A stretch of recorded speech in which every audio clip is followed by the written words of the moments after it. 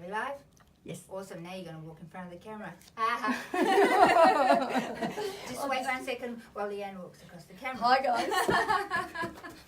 Hi guys. I bet you thought we weren't coming on here. Sorry we couldn't be here last week. I really missed everybody and I missed being on the show and on the couch doing Let's Talk About Ice right here from home, from our home office, our home studio. And geez, a little bit warm in here tonight. Oof. I have a very special guest, but before I introduce him, I do want to catch up on some housekeeping. So there's a few things happening that I think you should know about, and if you are in Cairns or in Mareeba, I have some dates for you to put in your calendar. That is the 10th and 11th of October. So in Mareeba, Tablelands up in North Queensland, we are having a community forum. It is a free forum. And it is like no other forum. You're going to learn about what ice is, what it does to you, long, short-term effects from people who have actually been there. We're going to provide some training for the community that's available so that you can have a conversation with somebody that you care about or in your community that is going through addiction and wanting to create a pathway out. You also will be hearing from local people who are in that area who are doing school education and working in your area to raise awareness about the dangers of the drug ice. We have a forum coming up in Cairns on the 11th. So please check out the details of where that's being held and what time and so forth. And all you need to do is click a register on Eventbrite on that link of the event on our Facebook page or on our website, which is www.australianantiicecampaign.org.au. So you go to our events page and you can click on there for the event to register your name to attend. It is a free event. We do ask for a gold coin donation to help cover the costs of the event, but it is an information evening to help you and your community in relation to ice, the drug ice. Want to do a big shout out to Jimmy Poland from the Runaway Bay Seagulls who won the game a couple of weekends ago. I went to watch my first NRL game. Yes, I know. But it was so much fun, but it's a bit scary. I watched like this because Jimmy Poland is one of our presenters and we love him and he's one of the boys and I just, I'm a bit protective of my team if you know me and we watched him. He collected, or he won the man of the match. Is that how you say it? Is that best on ground? Best on ground. Was it? I think so. No, I think it was man of the match. Anyway, he won a special award, and I'm so proud of him because he's worked really, really hard. And love you, Jimmy. A big shout out and well done to all the work that you've put in to make it back up into the A grade of the Seagulls. So we're very proud, and we were there wearing our t-shirts and going, "Go Jimmy!" along with all his other fans. So well done. I want to talk to you tonight a little bit about the crowd raiser. So we're aiming at the moment between now and Christmas to raise enough money, I guess, to educate 20,000 kids, youth on the dangers of ice, alongside a reputable university who's going to be doing the evaluation on our program. And so that we can present to government a complete assessment on that evaluation. And so we have a crowd raiser in place at the moment. Somebody may send you a link. I urge you to get on board with the crowd raiser, okay? Every $10 helps us educate one youth. Our aim is to educate 20,000 youth. You can get onto my personal Facebook page and I'll be sending out invites. If you're on my Facebook and you're my friend, watch out because I'm sending you a crowd raiser page and every dollar counts. You know that I've been doing this for 5 years. Been volunteering my time. We believe in what we do. Okay, our stories make a difference out there, and we help people that are in addiction create pathways into recovery every day. And not only me, but there's many of us working in that area on the Gold Coast, and there's a whole team of people that help that to be possible. But we also have teams in Melbourne, Adelaide, Sydney, and Cairns. So if you are out there and you care about the next generation and the drug situation, specifically ice, that is a scourge in our community, here's how you can make a change. Okay, every $10 helps us educate one youth to have that evaluation and to roll out this education across Australia. So we're talking to you out there, and get onto our website if you want to help, and you can click onto the portal on how you can help. We are in the process, very early stages, okay, of organising a fight night. And I know I'm not, I'm a lover, not a fighter, and, I don't like to see people get bashed. But the reality is, it is a sport, and we are doing it in the name of the fight against ice. Now, parents are fighting every day for the lives of their loved ones. Not just parents, but brothers are fighting for their sisters and their mothers and their brothers and fathers and people that are hurting in relation because of this drug. So it is a fight against ice, and we are in the early stages of planning that fight night. And we are talking at the moment with Brad Vocali. He's a ref, and we are I'm putting it out there, because if you have anything to do with fighting and boxing and kickboxing, and I know my friend Ian Jacobs will want to get on board with this. We are in the early stages of putting that together, and we'd love your collaboration, because in unity we actually achieve more.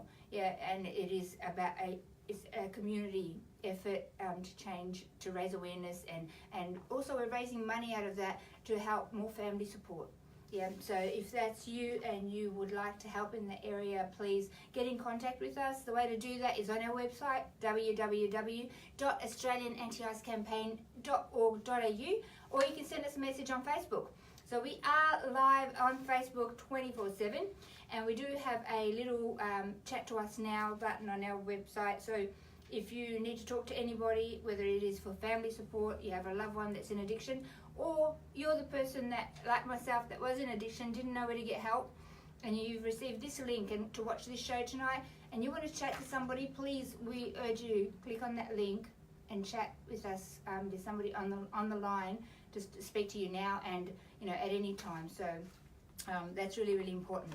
And last but not least, we're developing a brand. Nice, this is so exciting. I was on the table today looking at the t-shirts and the work boots and the bags, the gym bags, and the muscle tops, and it's called Neo, the Neo brand, and I'm putting that out there before I showcase the brand to you in a few weeks, and show you what we've got in the range. And we've got some caps and some beanies and stuff. I'm kind of putting it out there because we're looking to collaborate and work with stores, gyms, anybody that has a shop that would like to put our range out there and to help raise funds and awareness about the dangers of ice.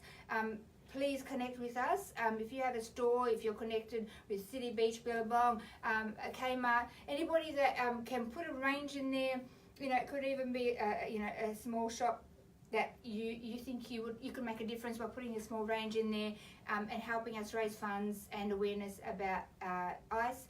Please connect with us. The brand is called Neo, not even once.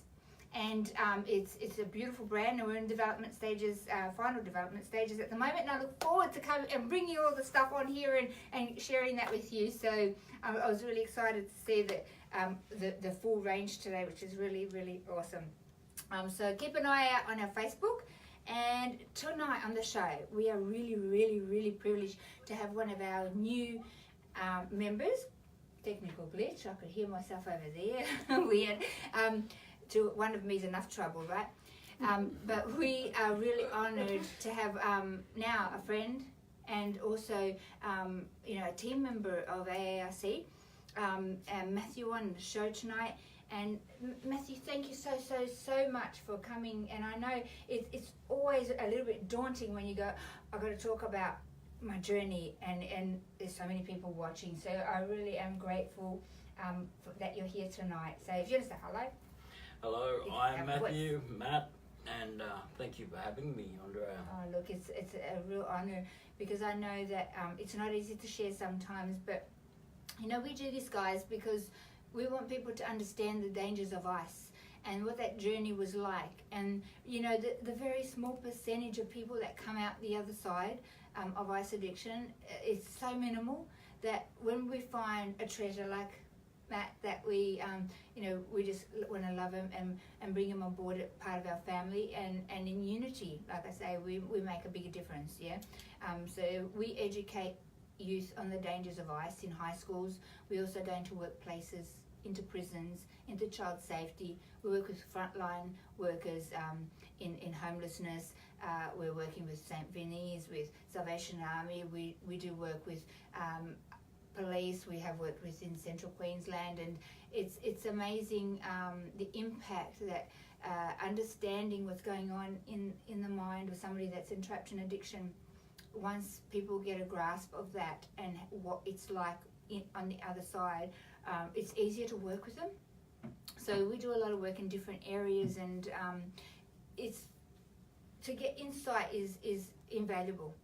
So if you're working with somebody that's in psychosis, to understand what is happening inside of them and why they are behaving like they are, and how you can get through. To speak to one of us, somebody that's been through that journey is really priceless. And when we go into a classroom, these kids have so many questions that a teacher can't answer. But somebody that's been through addiction can get down and really unveil the truth of that, why and what happened and why they don't want to go there. So it is a real honour to have you as part of our team, because I know you have a huge story, Matt, and I'm honoured that you'll share that with our audience tonight. So thank you. You're very welcome. And you've come to us from our awesome rehab up at Fairhaven. They are doing an incredible job. I just love all of Salvation Army's rehabs, Fairhaven, Moonya. They do an incredible job through rehab. ICE is like no other drug, guys. You embark in rehab, and it is a specific treatment, and there is a term. You can't just go to rehab for 3 months and think you're cured. Some people may. It's highly unlikely. There's a lot of work to do through treatment. And I know, Matt, for me, we were talking about this before, but for me, when I first landed, rehab scared me. I was petrified, and I thought, when I rang someone up, I thought, I need help, I'm not good, my mind's all over the place, I can't think, I couldn't stop crying, everything was such a mess.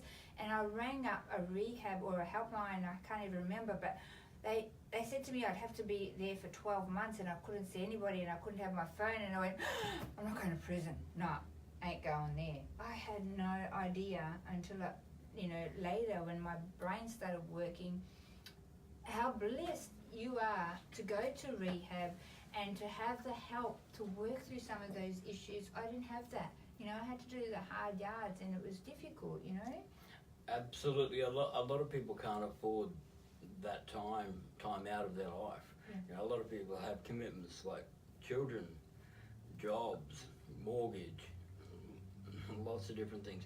However, there is a lot of support networks available out there in the community. Yeah. I think one of the most important things is making people aware of those services and what supports out in the community that there are. That's right. Because there is a lot.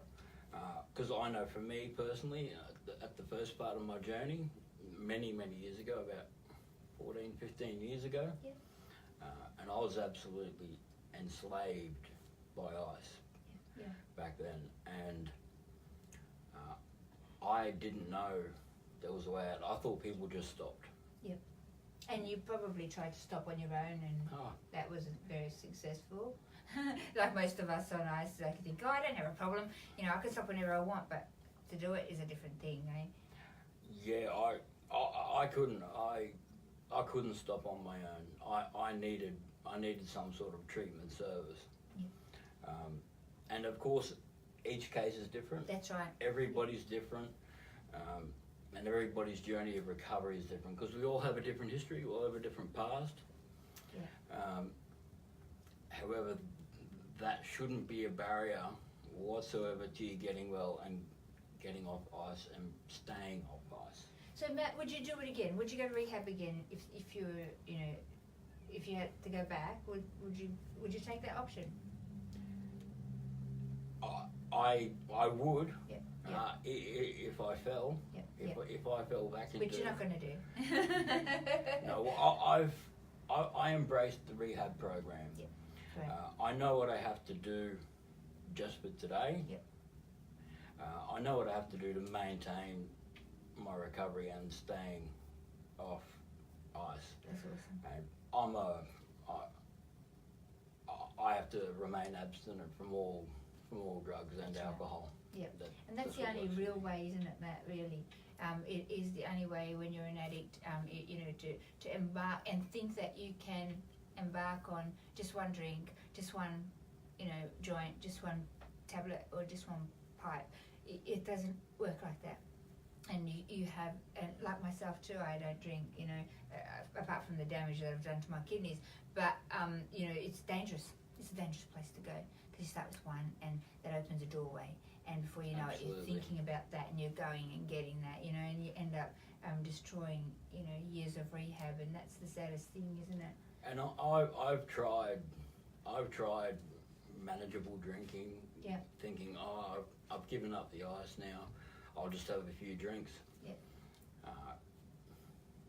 Not for me. Doesn't work. No, it could start off at a couple of beers, a week, then 2 weeks it'll be half a carton every night. Yeah. And then within a month, find I'm using drugs again, like ice. So what happened, Matt? Were you a drinker before, like when you started like dabbling in drugs? Because you were using other drugs before you got to ice, right? So Correct. Were you drinking first? Was that like your first, I guess, addiction or first, doorway into drugs? Were you a heavy drinker? Or? To be honest, there's probably two, or probably three. When I was very young, about sort of 12, 13, I started smoking pot. Yep. Then, of course, drinking.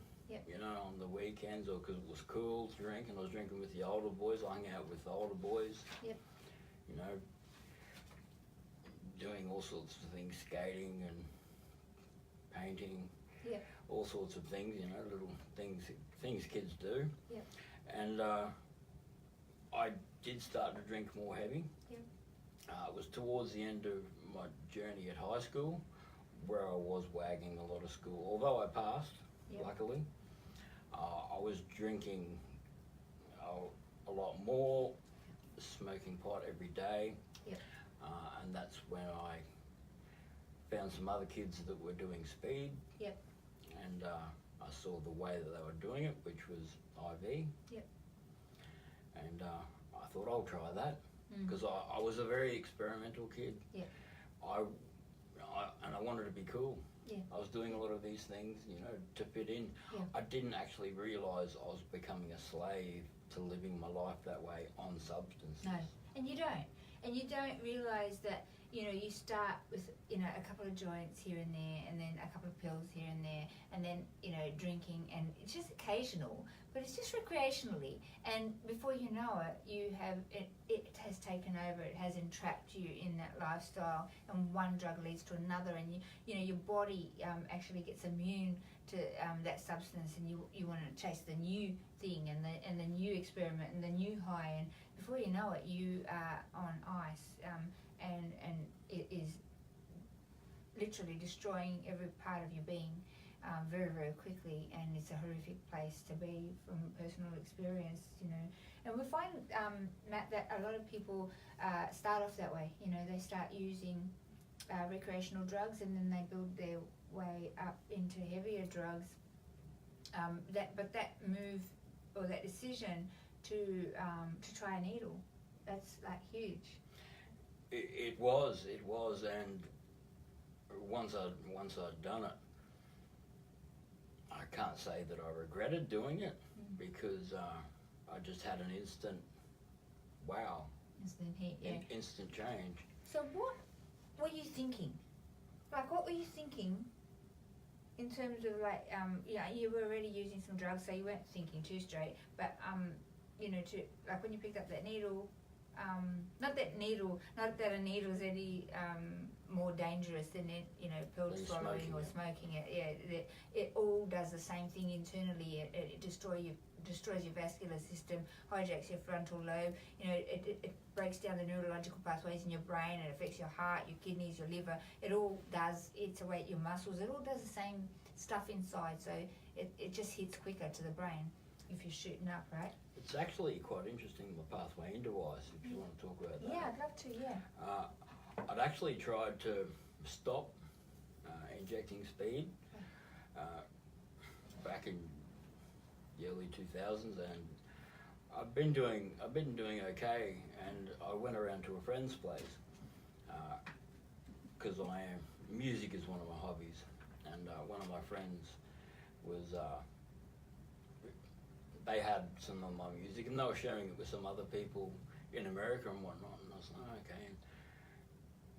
And they were smoking ice, and I had no idea what it was. I said, what is it? And they said, oh, it's this new thing. It's ice. And I was like, okay. Yeah. But smoking it, no, that can't be that bad. That's right. And ice, it doesn't sound, horrible, does it? That's right, not at all. Yeah. But yeah, so I originally smoked it, and naturally due to my nature with the needles, I thought, well, I could probably inject this. Yeah. Yeah. So yeah, later that day, I was injecting it. Yeah. And it was the most euphoric feeling that I'd ever felt. It wasn't like any other drug that I'd had. Yeah. And although it was scaring the absolute life out of me, after I'd used it, I just wanted more. Yeah, yeah. It's what it does to the brain, isn't it? Because it releases an incredible amount of dopamine, a surge of dopamine into the brain, and that high feeling that you first get the very first hit is like nothing you've ever felt. But believe me, it comes with the lowest low you're ever going to feel. It's a hamburger with a lot. You can't have one without the other. So, and our message is it worth it? Is it worth that one experience of high to get what's coming with it? The train wreck that's coming, and that you may not escape some of the damage left behind from that train wreck, like myself and like most people that I know that have lifelong consequences associated with that one high that you decided to take. And you get a few highs, and some different people last. It lasts a different length of time. The way I explain it in a classroom is that you have your first high, the euphoric feeling is here, and if this is normal, when you're coming down, you kind of get anxiety, you get a bit off colour. It's like, oh, I don't know if I want to do that again. Like, that was just, what did I do that for? And then you'll do it again, but the high's not so high, but the come down is even lower.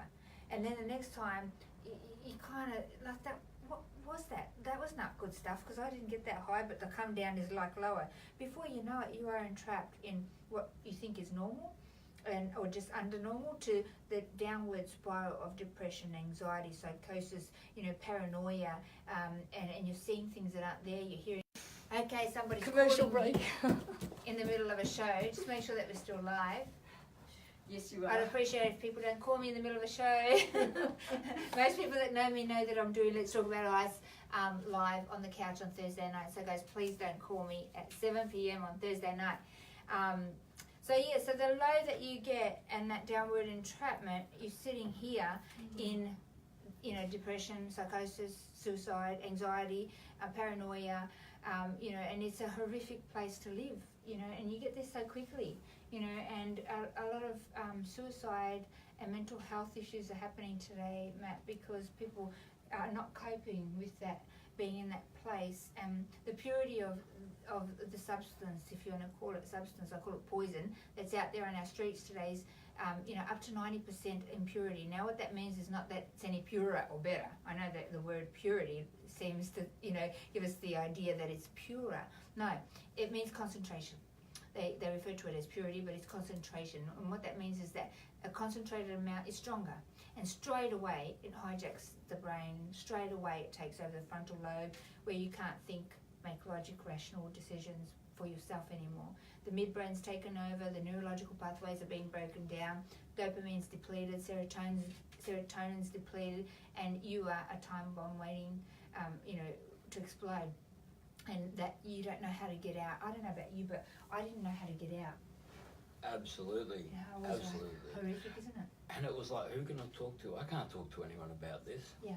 They won't understand. You know, it was. I felt so alone, even though I did my best to try and survive. Basically, I tried to be normal.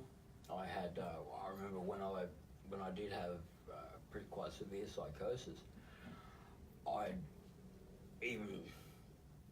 had jobs and whatnot through my psychosis, but I couldn't tell anyone about anything. What was going on? Wait, so you were working at the time?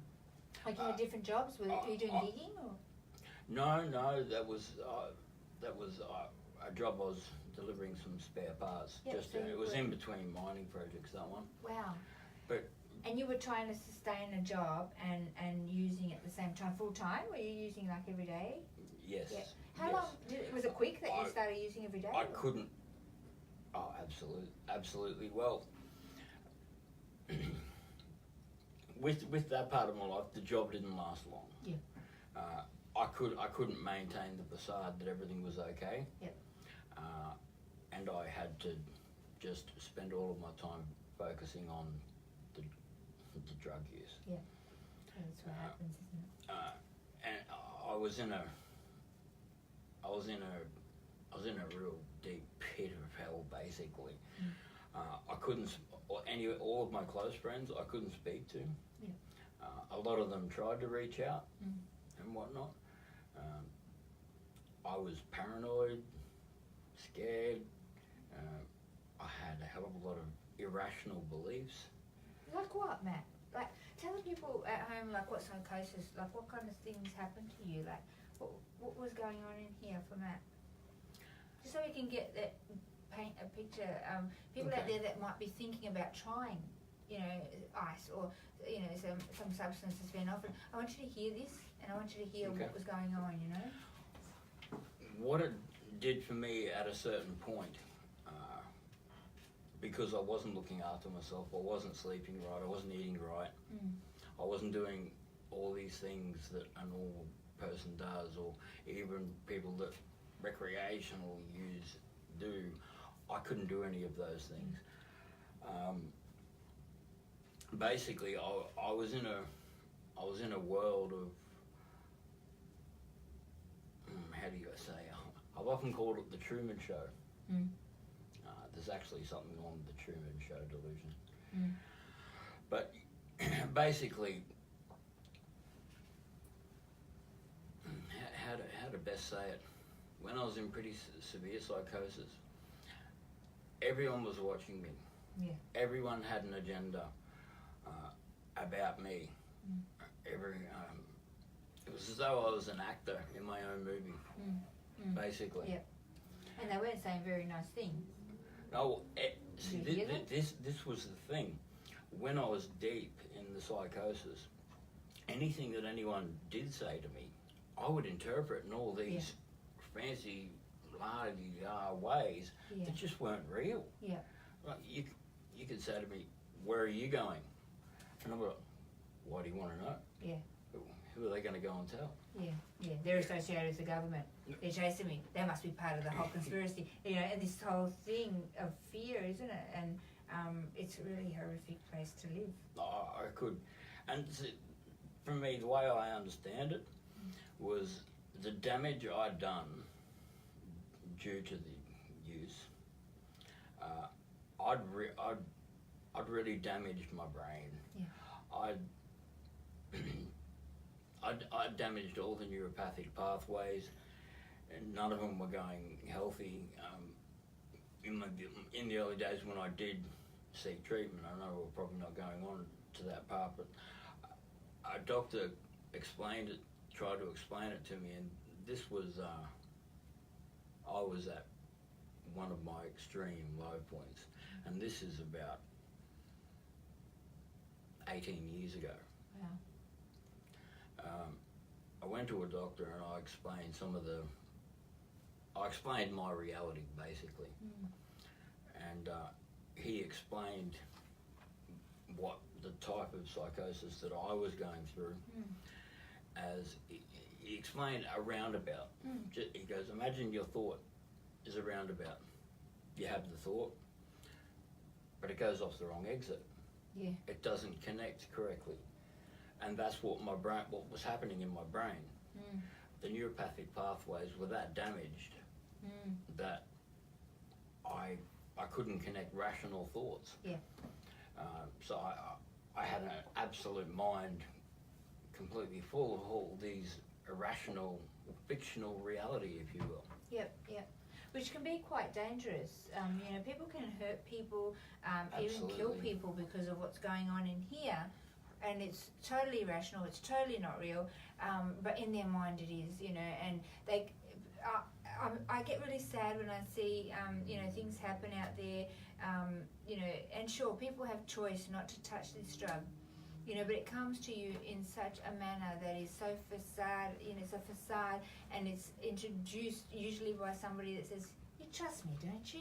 Don't be silly, it's just the smoke, and before you know it, it doesn't look like a needle or a pill or anything dangerous. You know, it's called ice, really. But it's put in your water. It's injected into jelly babies, all kinds of things, laced in your marijuana, you know. So you don't actually understand the dangers of what it's going to do, and it's going to put you in that place. Nobody starts out thinking, oh, you know, I want to be an ice addict and I want to hurt people, you know, hold people up at gunpoint, or, you know, I know one guy ended up killing his father, chopping his dad's head off, and ending up in prison. Today he can't take that back, you know. But that's where his mind was telling him stuff that wasn't real, Yes. and as a consequence, you know, he's carrying that, and he's hurting forever, you know. And you never actually. I know somebody that's myself that's been there. You never actually can forget. You know, that place that you've been, that's we call hell, ice world, and the damage that you've done to people along the way, you know, and nothing is ever going to make that right, but we can make a difference today, and we can use that experience to warn other people about where it takes you to, and that's what we're doing here today, yeah? Absolutely, because if I can just say quickly, it was a long journey back. How long were you entrapped in Ice World, or in that world, mate? Ice specifically, close to 5 years. Wow. Close to 5 years, specifically ice, nothing else. My whole journey of addiction is a bit larger than that. It's getting on closer to 25 years now, because I'm a bit older. Because I do identify as an addict. However, I'm a grateful addict in recovery. That's awesome. Extremely grateful. I am so grateful that you're out of that space, and that, you know, you've worked on that, and that we continue to work on that every day. You know, once you've been down that road, it's hard work. It is hard work, but it's worth it. You're worth it. Absolutely, absolutely. We have a question from Renee. Why are they awake for days at a time? I don't know. Explain why. What happens? Well, the drug is a type of drug called methamphetamine, and amphetamine is a stimulant, and methamphetamine is the chemical makeup is quite different. Makes you alert, can't shut off the brain. At the beginning stages, it, you know, maybe all clear, but then it starts to get all jaded pretty quick. Yeah. Like I say, it's stimulant. People have coffee in the morning. But about 1,000 times more than ever needs coffee. Yeah, it's a real nuclear coffee, if you will. Yeah. And you just can't switch off, because it affects your central nervous system. Yes.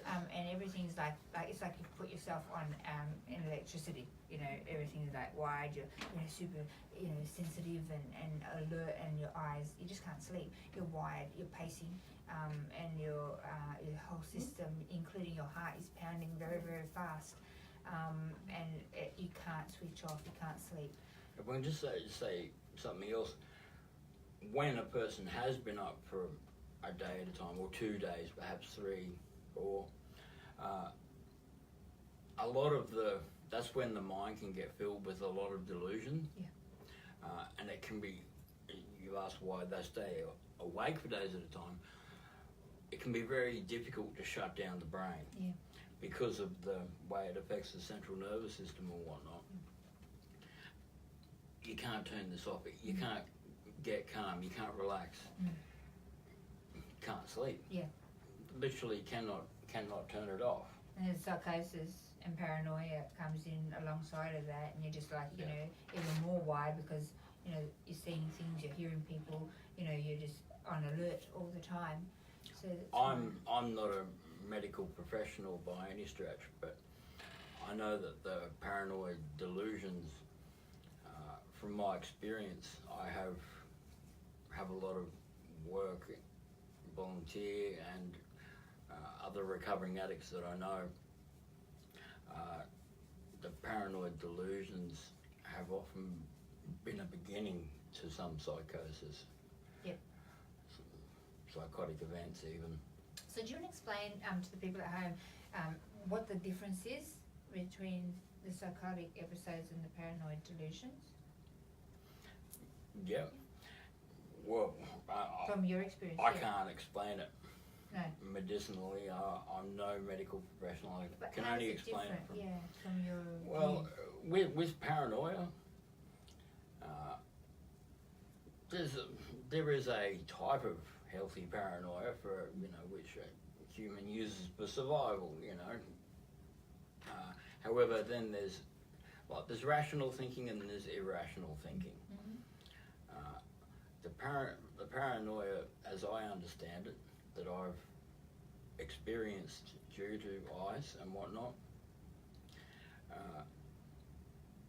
it was pretty extreme. It was the irrational thoughts. If I'd hear a noise, it's what's that? If I got a call from a private number, who's that? Or a number that I didn't know, who's that? Why are they calling you? Yeah. However, the difference between paranoia and psychosis, the paranoia, once you sort of sleep and straighten up, get off the drug perhaps, for a period of time, that can subside. And that paranoia can go away and you can go, man, what was I thinking? Yeah.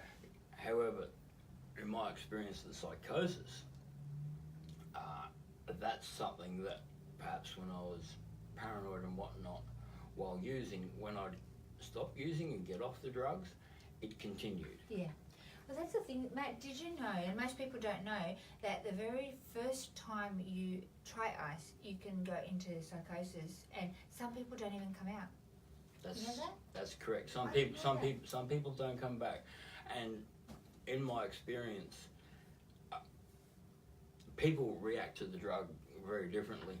Some people use for a while and then... We had another break because I'm getting calls in the middle of a show. Sorry, Matt, to interrupt. We're back. That's all good. Are we still live, Leanne? Yep, great. So we were talking about psychosis and how people can, you can try ice. The very first time you try it, you might slip into psychosis and not come out. And so sometimes, there's people stuck in mental institutions that are in psychosis, and they've just used ice once. It's crazy. And it may sound unbelievable, but it's very true. It's very correct. Because ice takes you to a level of thinking that your mind has never experienced. Some people will experience this and think it's reality, and hence they don't come back. Yeah. We're very blessed to be here and to have the capacity to, I don't know what normal is, but to be normal, and not be in that place where we've been, where you're hearing, people were yelling and talking, and voices are telling you to do things, and you're seeing people, and people are chasing you, and all of that scary, fearful place, Well, I think both you and I, Andrea, we are very fortunate to have come back from chronic ice addiction. Yeah. To be able to sit here, even though it's taken both of us time to get right here, right now, Yeah. healthy minded, thank you, Yeah. and to be able to convey this message. Yeah. We haven't been, although we've been absolutely affected, we're lucky enough to be sitting here without severe brain damage, Yes. essentially. That's right. We have, I know I can only speak for me, I've damaged my body somewhat. Yeah. I've had some accidents, I've broken my back twice, my neck once. Wow.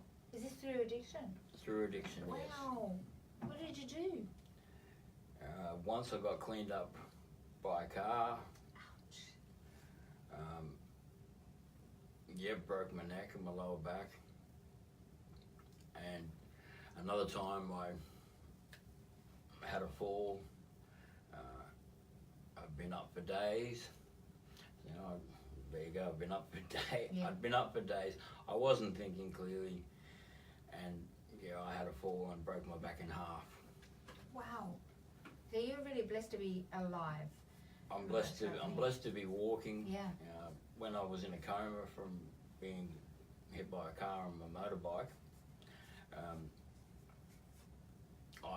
they didn't think I'd see again. Wow. And they didn't think I'd walk again.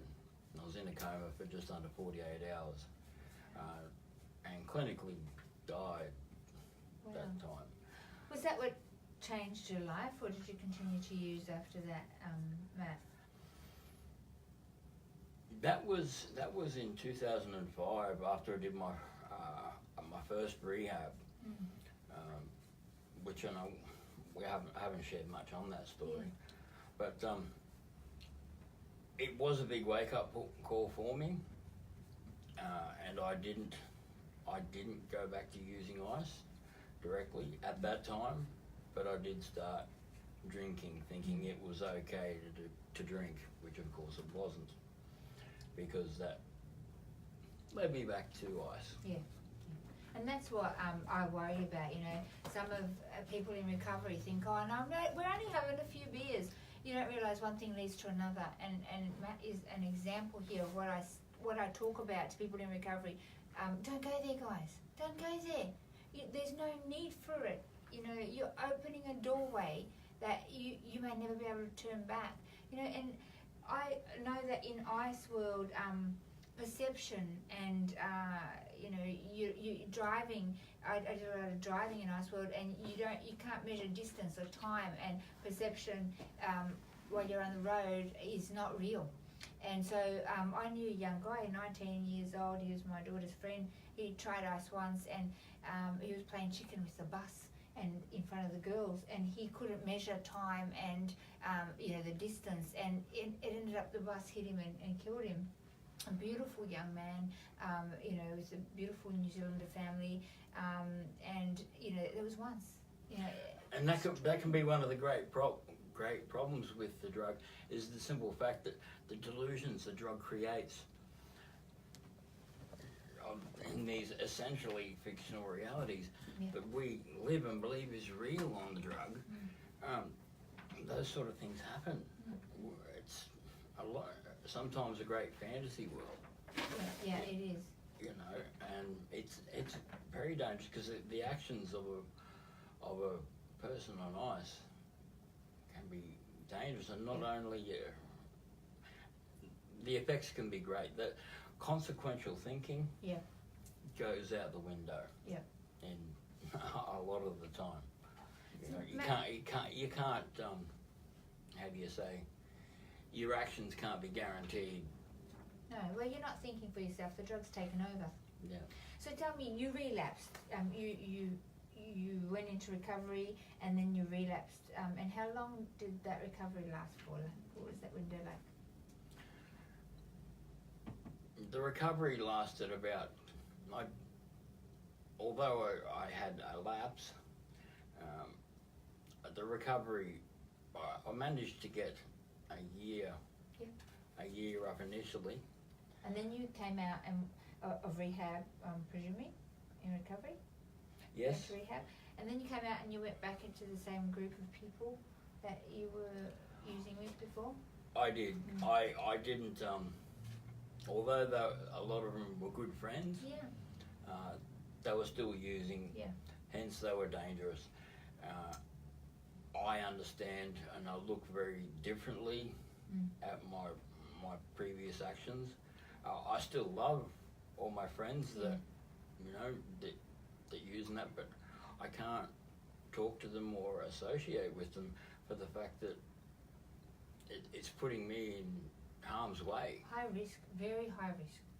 And risk. is the price worth it? You know, that you do end up going there. You know, as much as you think you're not going to, it doesn't matter. I'm strong enough. Eventually you'll lapse. It just takes that one, place to be in that emotional state, or something's happened and you will end up lapsing. So avoid it. Avoid the situation, and try not to put yourself in a place where you've opened a doorway. Absolutely, because we have a saying in one of the support groups that I go to: people, places, and things. Okay. Old associates, old people, Yep. old places used to hang out, or dealers can't go around and deal. Yeah, I've got nothing now. I'm doing really well. How you going? Yeah. Sit in a barber's chair long enough, you're going to get a haircut. Yeah, that's so true. And things that remind us. That's really good. Yeah, thank you for sharing that, because it I haven't helps. heard that before. Yeah. Okay. I know that when I've been to Melbourne, a lot of our Melbourne team will vouch for this. I've been to places or in particular situations, and I have flashbacks. And I'm like, would somebody live in the same space and friends and associates without feeling the pain of that action and wanting that pain to go, so you just kind of pick up again. That's the trap there. So after you relapsed the first time, what happened? How long were you relapsed for, and how did you get out again? Well, it's a pretty big journey. Yeah. How long you got? we'll go the brief G-rated version. Yep. I relapsed, and I'm not going to state specific years. I relapsed. I started drinking, having a couple of weeks. Yeah, I'll be okay a couple of weeks, because I wanted to be normal. I wanted to, people get home from work and have a glass of wine or a couple of beers. I wanted to be normal. Go to parties, drink with your mates. That's right. However, after a few weeks, a couple of weeks, it'd be half a carton every night. Maybe after a month, I'm onto spirits.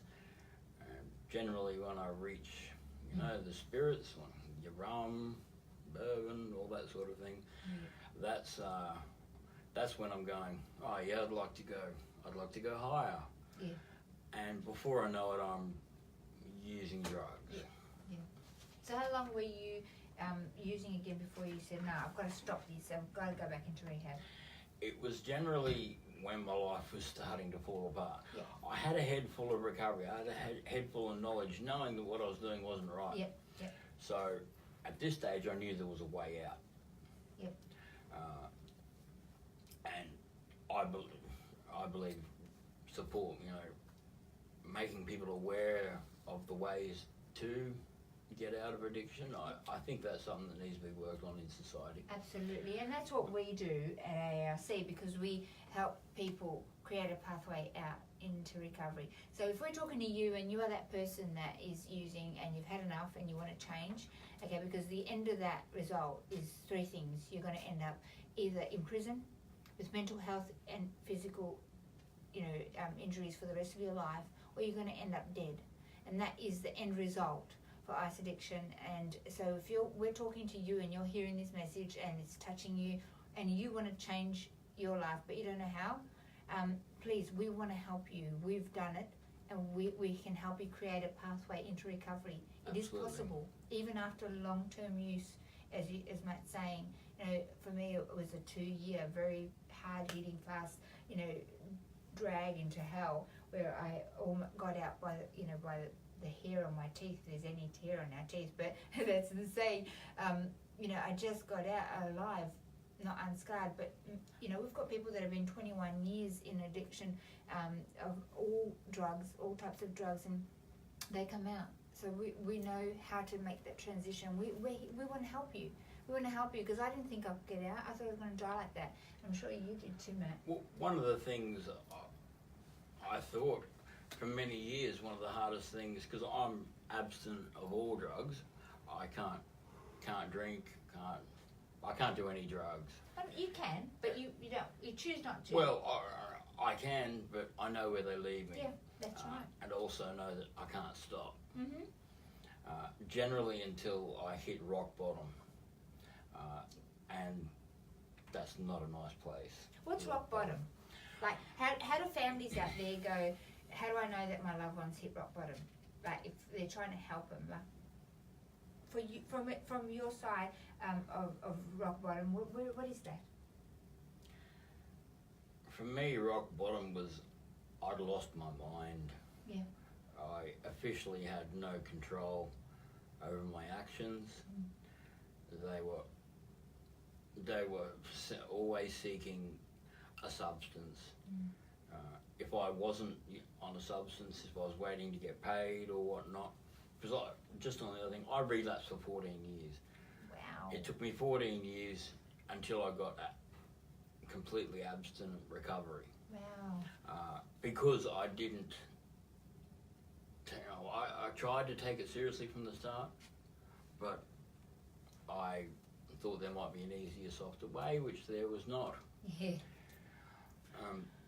The road's very narrow. The road is very narrow. However, I thought it was a big job. I thought this is too much.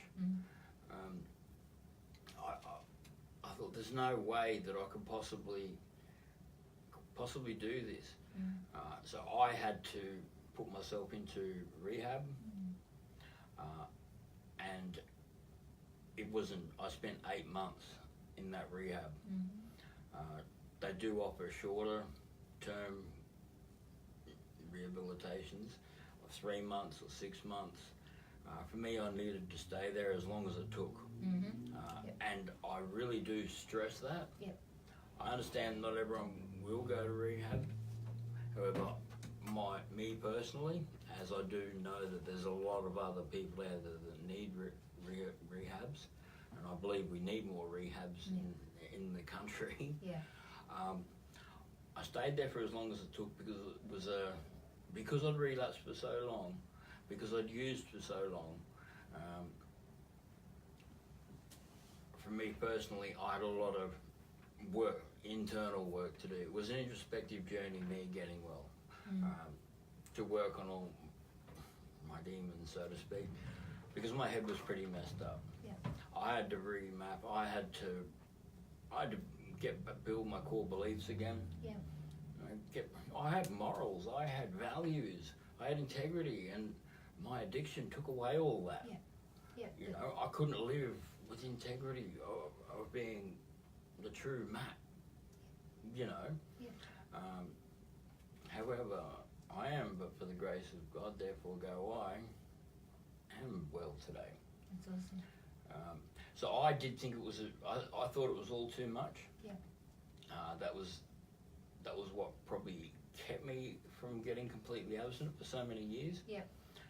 But however, me fully accepting it and fully surrendering to the fact that we've got a saying, surrender to win. Yep. Which is Right. which is what I did. Yep. I surrendered to win, and I accepted that I am powerless over all drugs and alcohol. Once I accepted that, I was able to move forward and recovery, and since my journey walking in recovery, I've distanced myself from addiction, and it's actually quite easy today to not even think about wanting to have a drink or wanting to use drugs. It's awesome. That's awesome because you did the work. And once you embarked on that journey, you realised that it wasn't that hard. It was just the mindset of, you know, it's going to be hard. Oh my goodness, I'm going to get locked up for that long, and it's going to be horrific, like a jail. But it's not. And I wish, you know, after the fact, I wish that I had had that help and support by people that have been through it and they know the journey and they're there to help you to get better and to create the life that you were born to have. You know, an abundant life, not a life of destruction and hell and torment. You know, so I really respect and value the rehabs that we have. I mean, we work closely with Salvation Army, and we work with Transformation and Teen Challenge, and a lot of amazing rehabs out there doing great work.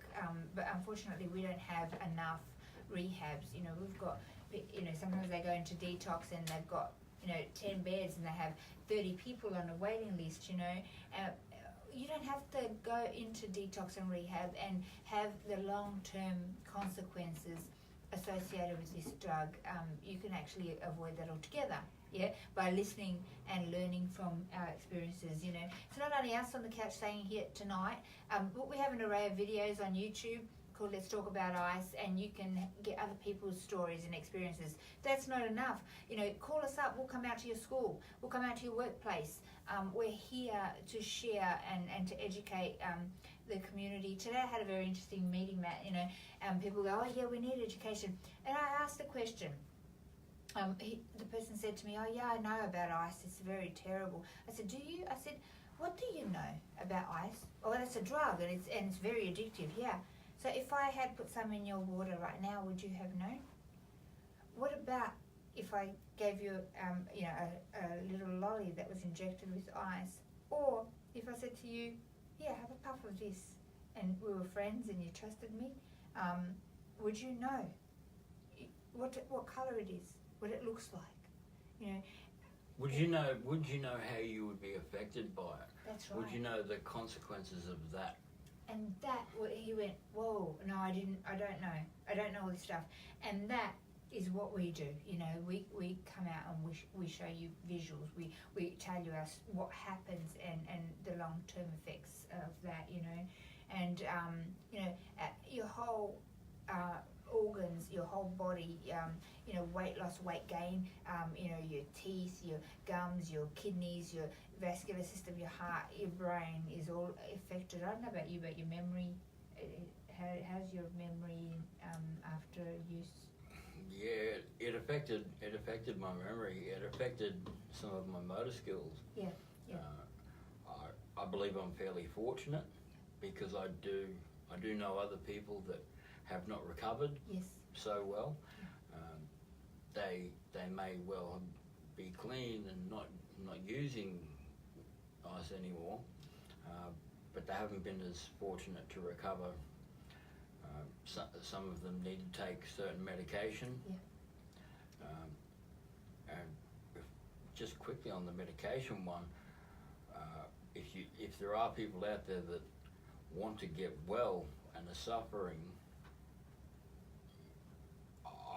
I can empathise with you absolutely, because I've helped a lot of people over the years that were suffering, but I'm not going to take a pill, I'm not going to do this. My suggestion to that, you may benefit from taking medication prescribed by a psychiatrist or a treating professional, not by your friends, by a treating professional. You may only have to use it for a short period of time. It's like a crutch, you know. I talk about it. You might need, you know, you got a headache. You're going to take, you know, a crutch till you can rest that head and then get back up on your own strengths. Yeah. So medication is a crutch. All medication and all drugs have side effects. So be aware that, you know, not only ice. We're talking about ice tonight, but all drugs have side effects. Some more than others. Some, you know, marijuana in itself have, you know, schizophrenia side effects. Long-term use, that's what happens. You know, it does kill brain cells. Psychosis, yeah. And, you know, all drugs have side effects, even medication that's prescribed by your doctor. But if you need a medication for a crutch for a minute, yeah, absolutely. You know, under prescription and under observation and treatment, it is not, you know, out of the question. Yeah, So, yeah, because a lot of people who I've been associated with over the years, some have got well, not utilising anything like that, just healthy eating, exercise, attending support groups, talking to friends about it. It's very important to talk to your friends and family who are supportive of you getting well. Yep, absolutely. Because and that's one thing I can say from a person who's been addicted side of things. For me, I didn't know who my supports were initially, and until I started to reach out, and that can be one of the hardest things initially to do. So if there's anyone out there who's worried about someone who is affected by ice, reach out with empathy. Reach out, just say, how are you doing? You know, and maybe start the conversation gently. We actually have some training. If you're not sure how to help somebody that may be in addiction and you care about them, we have some training on our webpage. Optimal Health Group have put together a video, a training video, and it's 2 hours. And what's it called, Leanne? SAMI Brief. Yeah, so it's brief intervention training, and it's called SAMI, and you can click on that and it takes you to that portal, and you can actually do that training so that you can help people around you and your loved one on how to have that conversation. That's right. How do you sit down, and how do you get them to really pay attention that this is costing them their life, and Absolutely. Where's your boundaries? What's the cycle of addiction? How does that look like? When should I talk to them? What should I say? So if you're that person, we do have some training available there. You can do it online, 2 hours, discreet, quiet. You can get the skills that you need to be able to help people around you. It can be so helpful to the person you're trying to help if you skill yourself up with on how to approach the situation. Absolutely, and if you have an opportunity to attend a forum, we do that there live at our community forum, so that you can have those skills to do that. Optimal Health Group also do dual diagnosis training in communities. We just came back from Bacorden and Central Queensland, and we did revisited some schools there and did some education in some workplaces, but also we trained people in that community with dual diagnosis training, so they were able to get a complete 2-day training, which is about a third of a certificate in AOD, and they were able to recognise mental health and other drugs training, and recognise what's going on in here in the melon, and how to look at the underlying issues behind that, and how to help somebody that's in addiction from a holistic approach. So George is amazing at delivering that training, and we were able to, when we go out into communities, we do that live. But you can also do that online if you wanted to do that. There's on our webpage www.australianantiicecampaign.org.au. Those two trainings, SAMI Brief and dual diagnosis, they are there online, and you can click on that and do that online. But if you want us to come out live, just get in touch with us, and we will then communicate with you to make that happen. So I know we're running out of time, but any final words like that you want to leave? You've shared a lot of really invaluable information and insight into what people can do to get recovery, and how what that process looks like, and how to maintain it, more importantly.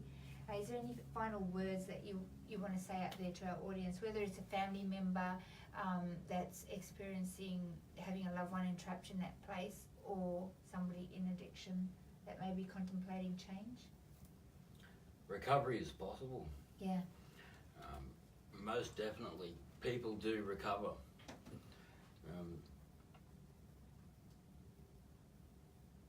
And it's a process. Rome wasn't built in a day. That's right. And neither was a person's recovery. I often, on my journey of recovery, this time in complete absence, I actually quote Confucius, believe it or not. That's awesome. It doesn't matter how slow you go, as long as you don't stop. Yeah, that's awesome. And that is so important. Every hurdle that one thing for me that's been interesting was every hurdle that I came up against, and some of them were big, some of them drove me. I just want to escape this world, which is what I did with drugs and alcohol. Yeah. I want to escape this. Once I worked through that barrier by seeking support or writing about it, praying, lots of different things that I did do to get through that barrier, I got through it without using them. When I got to the other side, in the next following days, week, whatever, I go, geez, I'm glad I didn't relapse. I didn't go backwards. Because the gifts of recovery are entirely worth it. They're awesome, yeah. And the thing is, you will have trials, you will have tribulations, you will have mountains, and it is a matter of overcoming them. And we overcome them together in unity, yeah.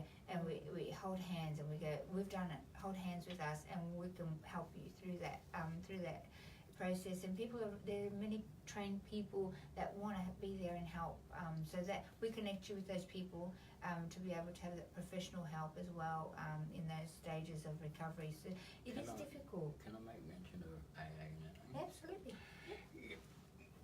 There's a couple of fellowships that you'll probably find quite helpful if you are seeking recovery.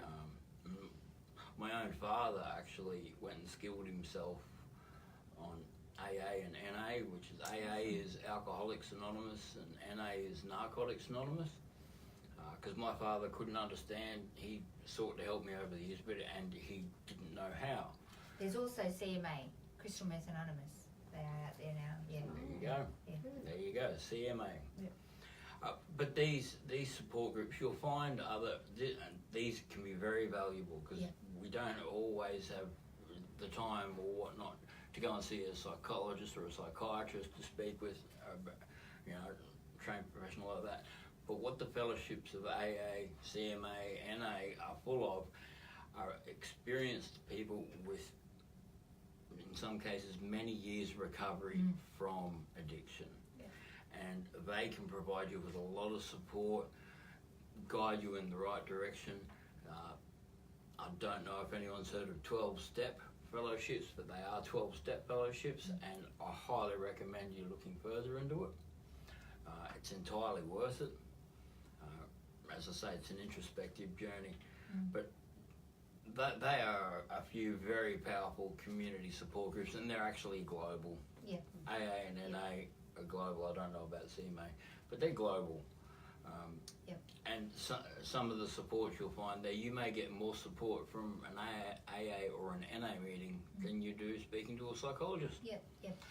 What we do, Matt, when people connect with us is we put them on a tripod system of support. Yes. And what that looks like, guys, is you might call up and say, I want to change, I want to make better choices for my life. And the first thing we do is we get a buddy for you. Okay, our care team are on the phone, and Leanne's here online at the moment, and she does an amazing job at pouring out love to you, and she will connect you with a buddy, somebody that you can relate to, that has been through that walk before, and that will help you in the early stages of recovery. That person is called a buddy or a sponsor, or but somebody that is genuinely they don't get paid to do this. They genuinely just want to help somebody else. That's where they've been as well. So that's step one. Yeah, and that's what we do as well. So then once you have a buddy, we connect you with your local NA, CMA or AA group. So you do group therapy, step 2. And we connect you with a drug and alcohol counsellor. So an AOD counsellor, a psychologist, somebody that is trained in that area to be able to sit there and work out all the pieces of the puzzle. And also, you'll need to visit your doctors. You might need to go to Centrelink and get back on some sort of payment to get you in recovery mode so that you can eat and housing. Many times you end up homeless on couch surfing, as I did. But that's your tripod system of support is the beginning. And then we work through, housing issues. We connect with St. Vinny's and Salvation Army and get food parcels and so forth to get you back on your feet, and into a place where you can start thinking. Once you start thinking, then you can make the choices about looking at detox and rehab and if that's where you need to go. And everybody's different, like you said, Matt. You know, everybody's Absolutely. recovery is very, very different. But you know, the starting place is a tripod system of support, and the starting place is picking up your phone and giving us a call. Now I'm going to read out that number to you, and if you are that person that needs some support, whether it's family support, we have a clinical arm of counsellors that do family support and that have had lived experience. We're here to help you. Or whether you're that person in addiction that's contemplating change, you need to pick up the phone, and that number at national level is 0756656063, and we'll connect you with your state office and your team down there in whatever state you're in, and we'll be able to start the process helping you step out into recovery. How's that? And it's a much better place to be. You know, there's so much that most of us don't think is possible. You know, you think you're going to be stuck in that world forever, and you're right, Matt, it's not easy, but it is worth it, and It's every step possible. gets easier as you step deeper into recovery. Every step gets easier, and your life gets better every day, you know. And if I can just say, although recovery can be a long journey for some, it doesn't have to be. If you make the conscious decision to get help, accept it's a problem in your life, reach out for the support services like we've got here. But there's something I want to say, particularly to people that may be stuck in addiction. Please don't discount the use of a detox unit. There's many around. A detox unit can really help your journey of recovery. It'll pump you full of information. It'll ease the blow, getting off the drug, and it will, by the time you leave, you basically feel $1 million. And then you can make rational decisions about where you go forth from there.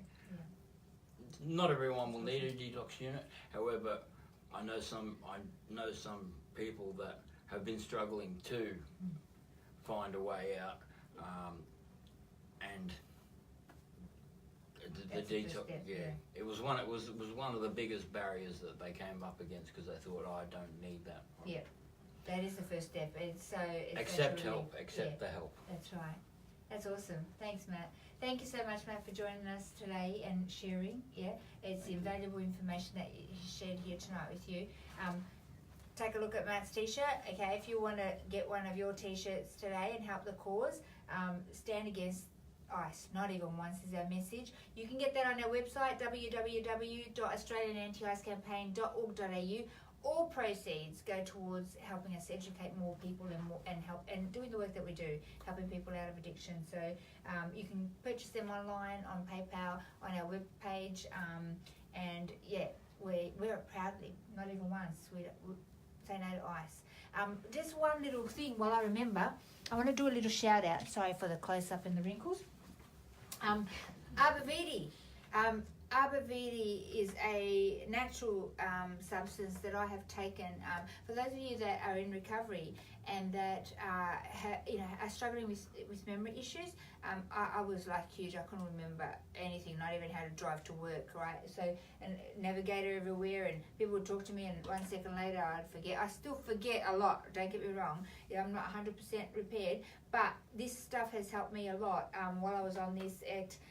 Arbor Vitae is an anti-inflammatory, but it also helps with memory. Now, there's some research on this product for Alzheimer's, people with Alzheimer's, and it's actually got some scans of the brain, and it shows the new neurological pathways being rebuilt. And so when I saw this, and I went on a trial of this, and I really felt a difference in the clarity in my vision, and I just felt a lot more alert, and with my memory was quicker on the mark. So if you are interested in doing some research or connecting with Arbor Vitae, they're one of our sponsors, and they have helped a lot of people in the early stages of recovery with rebuilding the memory. So Arbor Vitae, you can call them on 1300 879 863 or contact Arbor Vitae, www.arborvitae.com.au. So there's a couple of different they're all natural, and you just drink 40 mils in the morning, 40 mils at night, and it really does help support the health system and the function of the immune system and the brain. Yeah, so yeah, it helps with memory. So there you go. I just wanted to make mention of that. We have a few different sponsors. Every so often I will plug out some of our sponsors that help us do what we do. So thanks very much. Guys, we're going to wrap up. I know it's been a long show today, but invaluable information from Matt. And don't forget, if you're in Cairns, please put those dates in your calendar, the 10th and 11th of October. I will be up there, and I love Cairns. I've got to keep away from the Crocs. And but getting that sunshine and that heat, and catching up with the team up there, and look forward to seeing you all there on the 10th and 11th of October. All right, so keep an eye on our page. We've got some special announcements coming up shortly with some of our partnerships and collaborations. So it's some very exciting news. Thank you for being online, and more importantly, I ask you to share this video tonight, because you might be watching for a second and think, oh, okay, this is not really relevant to me, but you may know somebody that may be struggling. Or what about you may not know somebody's struggling?